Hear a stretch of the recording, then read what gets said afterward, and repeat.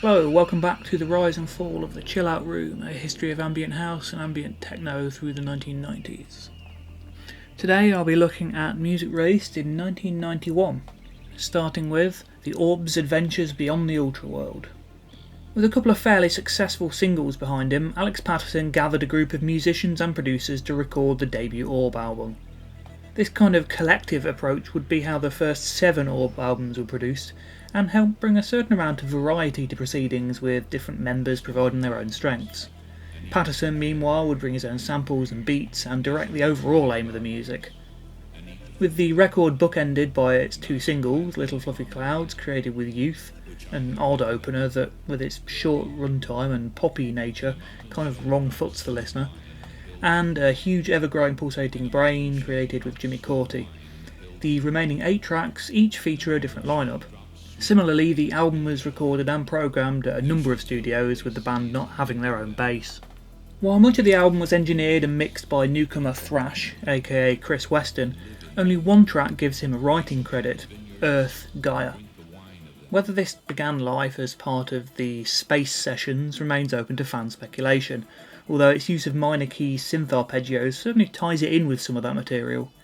Combined with the sampled Bible passages and chugging beat, it's quite the ominous sounding piece with none of the optimistic idealism often associated with the word Gaia. Closing the Earth Orbit section, the 4 sides of the double vinyl are given different names to suggest a voyage into space and eventually towards the Ultraworld, something else in keeping with the Space album, is the first of 2 tracks recorded with System 7.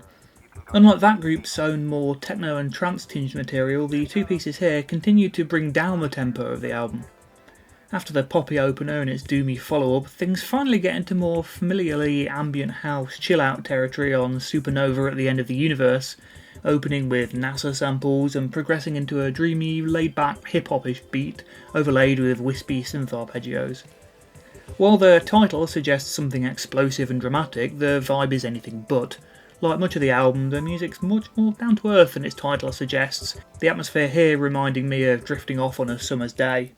After a moment's silence to swap sides, if listening on wax at least, the dreamy atmosphere continues into the Lunar Orbit section with Backside of the Moon, the first piece on the album to drop the beat entirely. Almost New Age-ish choral pads are joined by more synth arpeggios to create a track that's lighter than air, a floaty, dreamlike piece that belies the crude pun of its title. A gentle percussive loop brings a touch of a pulse that somehow works as the opposite of a beat, managing to emphasise the stillness of the track. There's more than a touch of contributor Steve Hillige's own ambient record Rainbow Dome music, albeit given a 90s retouch. They're a really gorgeous track. Ocean waves roll over into the first disc's closing piece, Spanish Castles in Space, which continues the move into stillness. With bass and drums provided by Pink Floyd touring member Guy Pratt and Jake Lemessier, son of comic actor John. Piano loops and French spoken word, it's almost ambient jazz, the kind of thing one might imagine coming out on a label like ECM minus the soloing.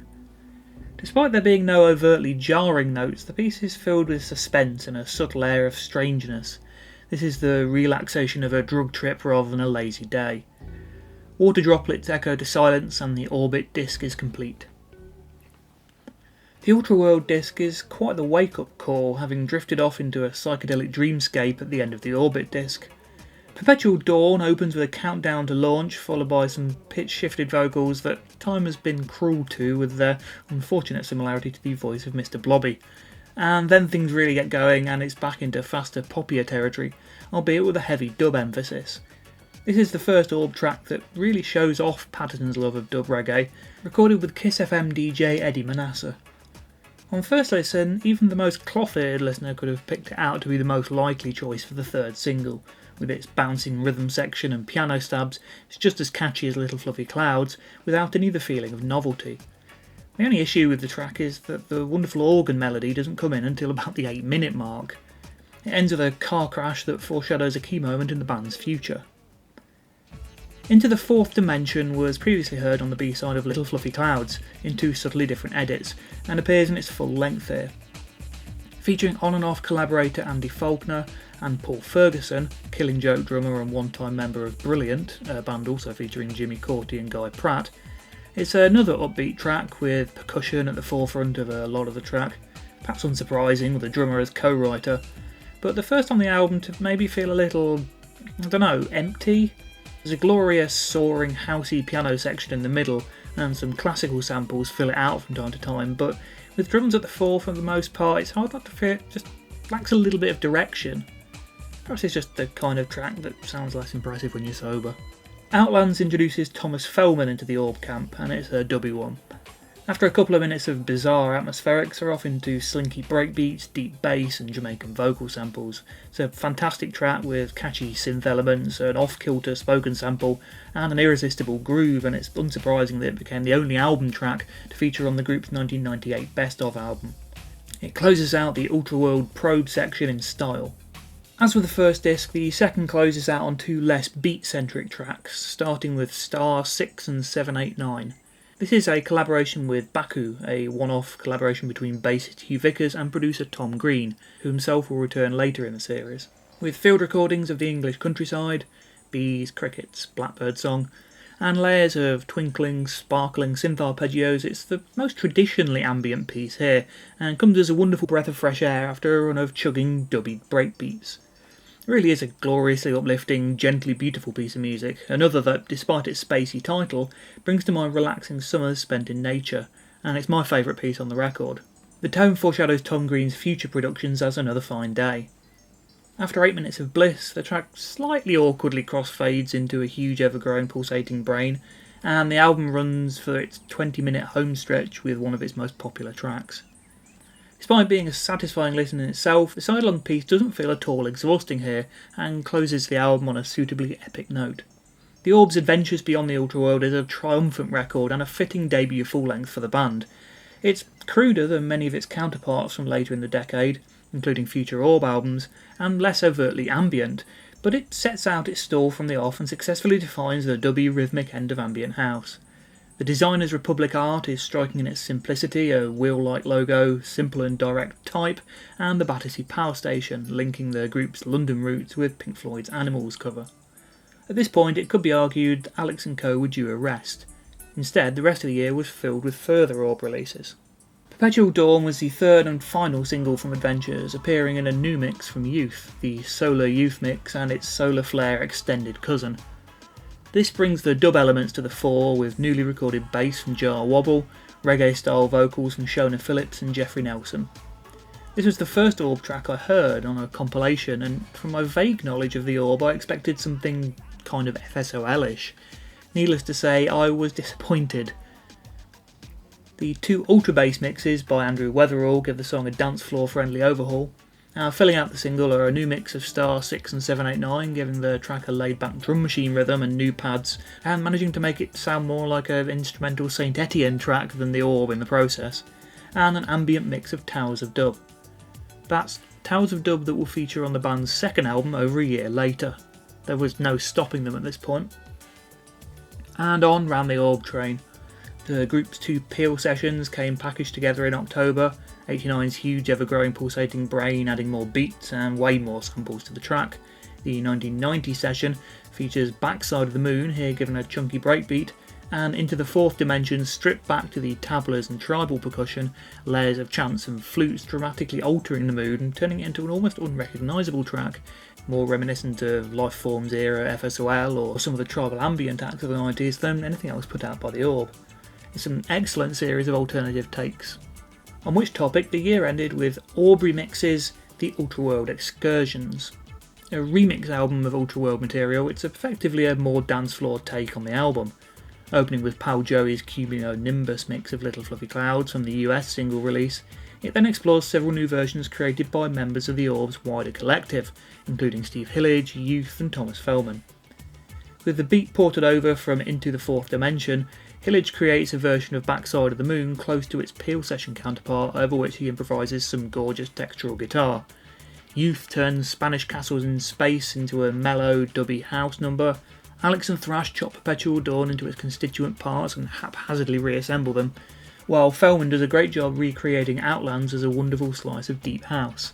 And with that, the Ultraworld era came to a well-earned close. That's not the end of the Orb's 1991 story, however. The year began with a one-off release under the name Apollo 11, Patterson, Faulkner and Weston working with Ben Watkins and Tim Williams. Appalled by the Gulf War, they created a kind of electronic protest song, Peace in the Middle East, which was completely ineffectual at stopping the war, but did at least tie in the ambient house movement with the peace movement of the late 60s. With its fairly fast, heavy breakbeat, the original doesn't really fit in with anything ambient, but the Is This Really the Orb mix cuts back the beat to leave a thick wad of samples, which manages to tie both the lunar and Middle Eastern mood of the piece into a surreal atmosphere. Inessential, but interesting. Another Orb track in disguise came in the form of Primal Scream's Higher Than the Sun, the third single from the largely Andrew Weatherall produced Screamadelica, a moody down-tempo song produced by Alex and Thrash.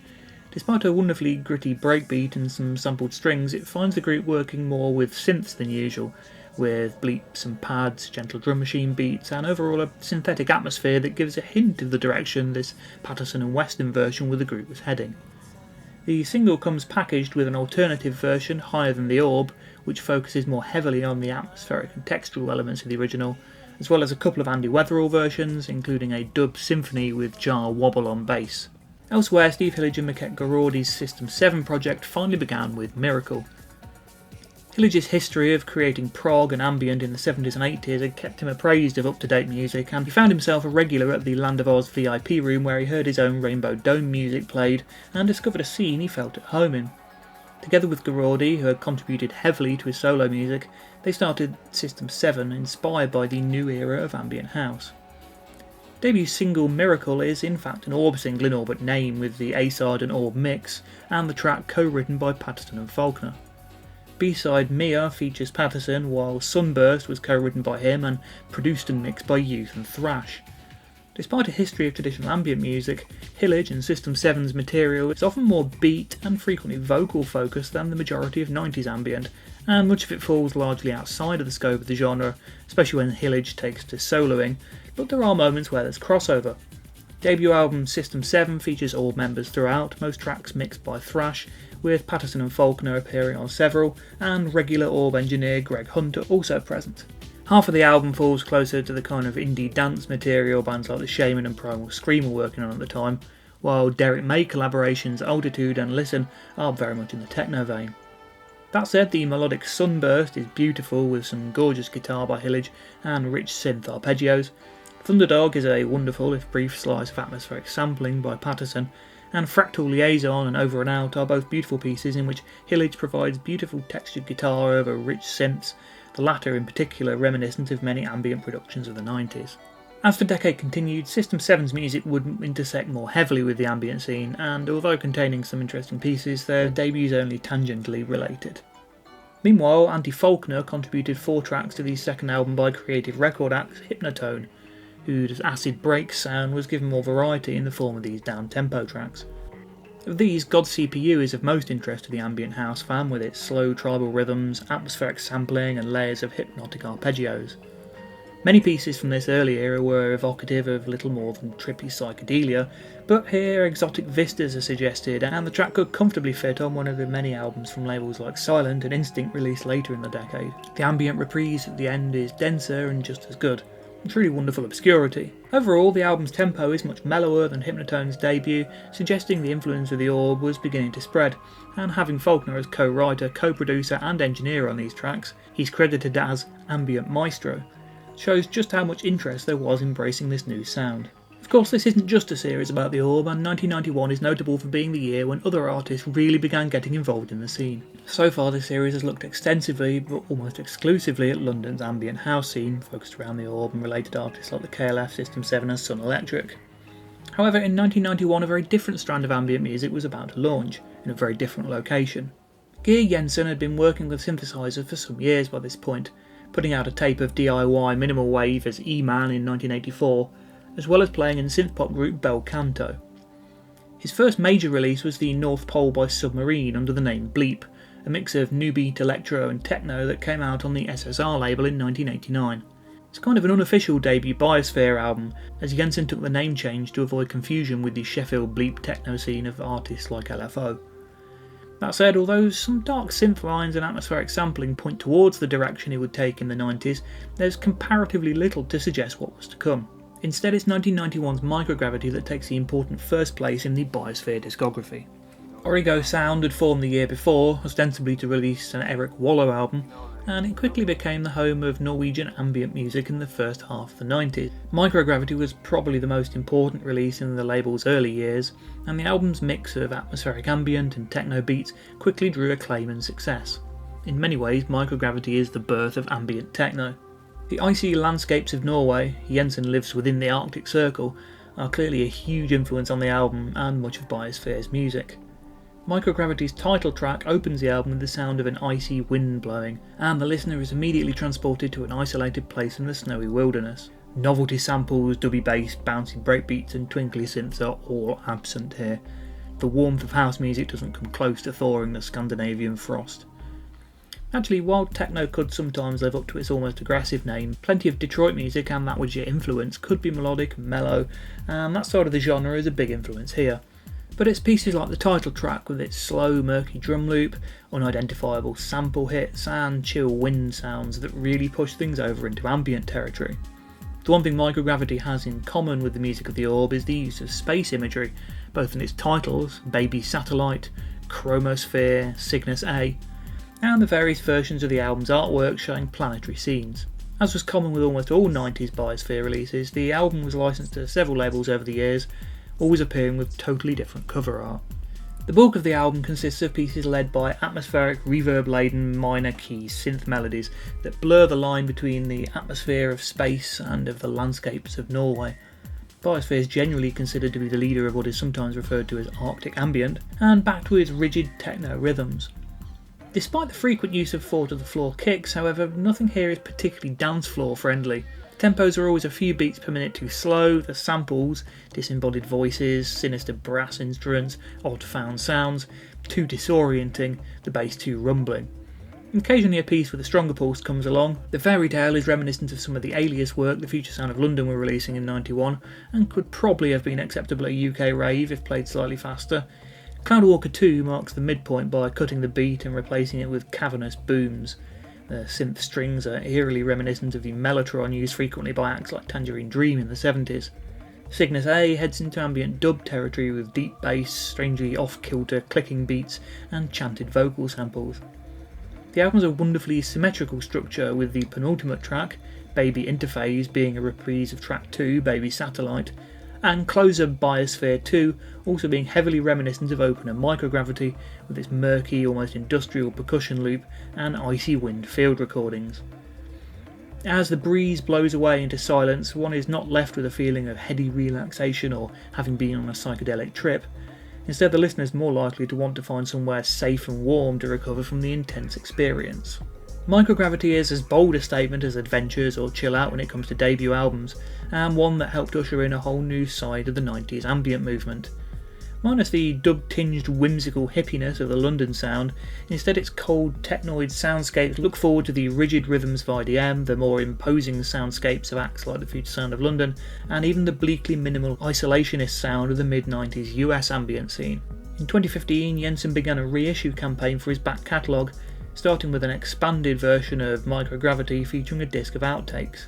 Among the 7 unheard pieces are new uses of familiar synth settings and samples, especially on the harrowingly bleak drone piece Clovis, as well as, for the eager listener, Avenue 2.3, which uses the same loop that post-industrial experimentalists Nurse with Wound were about to utilise as the basis of several different albums throughout the decade. Cooley, on the other hand, feels closer to some of the new age-tinged ambient Origo was putting out by artists like Eric Wallow, while the remaining tracks feel slightly underdeveloped or lo-fi, suggesting they were never considered for inclusion on the final record.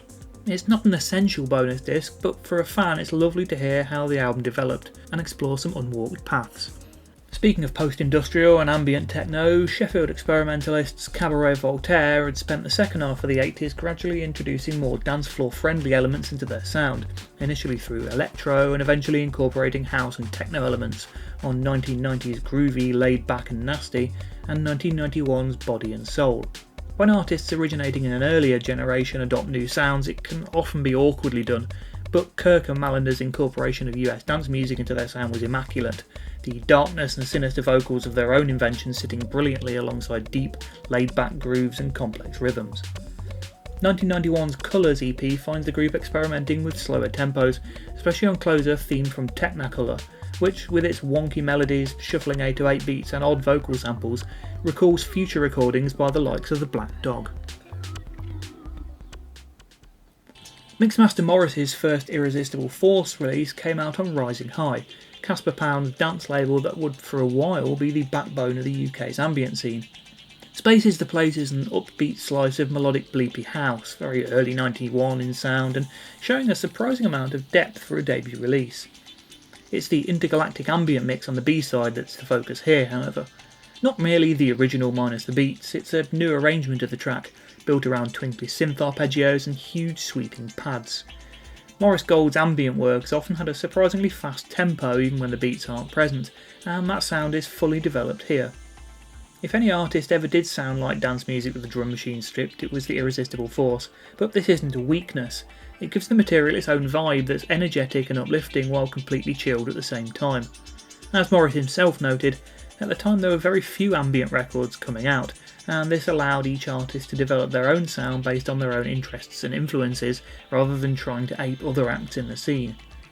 He described a lot of the music he was playing as cosmiche, that wave of krautrock that was more trippy and based around synthesizers, and you can absolutely hear that in the twinkly arpeggios and spacey vibe of Space is the Place. With its samples of whale song and seashore sounds and its hippie message, Whalekommittee's Save the Whales is maybe the first of the 90s ambient records to take the sample-based soundscape approach very seriously. It's a one-off EP by Mark Trauner, who has worked on various, often extreme forms of dance music under various names over the years, and while the shakuhachi samples and clangy FM presets combine with the title to suggest something new age related, it's the bouncy breakbeats that tie it to ambient house. The final track, Save the Whales Score, is a short piece for melancholic piano, whale song and underwater gurgling and bubbling. An oddity in its slightly darker tone ties it in with the weirder end of 90s ambient. It's not a hugely memorable EP, but it feels like a forerunner of releases to come.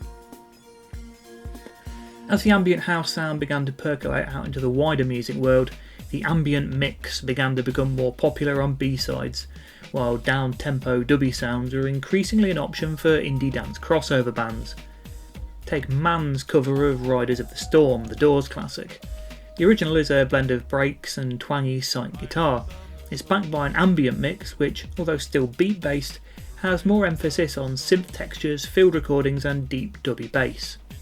Meanwhile, the Shamen employed William Orbit, at the time with a couple of albums of slightly off-kilter mellow electronic music name, to remix Hyperreal into a slice of ethereal down-tempo acid, although it's Jack Dangers of Meat Beat Manifesto who manages to bring the most ambient approach to the track with his dirtiest dub mix, which finds the track frequently sailing off into clouds of delay and cavernous reverb. Meanwhile, B-side In the Bag consists of 6 minutes of beatless atmospherics, reversed samples sitting atop sparkling synth sequences. It feels a touch aimless and very much a B-side, but it's a world away from the group's indie dance sound of the time and their later pop house work. Meanwhile, one-off oddities began to appear, such as He by Angelix, clearly catching on to the sensuous, spiritual down-tempo of Enigma's debut album. It's utterly terrible, but arguably the first cash-in release of the era. Still, it wasn't exactly a death knell for ambient music, merely a sign that major popularity was just around the corner. If 1991 was to prove that ambient wasn't just a brief overnight fad, then 1992 would show that it could be a commercial and critical phenomenon. And that's where I'll be looking next time in part 3 of The Rise and Fall of the Chill Out Room. I hope you enjoyed this video, and please do leave a comment, let me know what you think of the material I covered here. There's also like, subscribe and share buttons down there that you also might like to press. And I'll see you next time for 1992.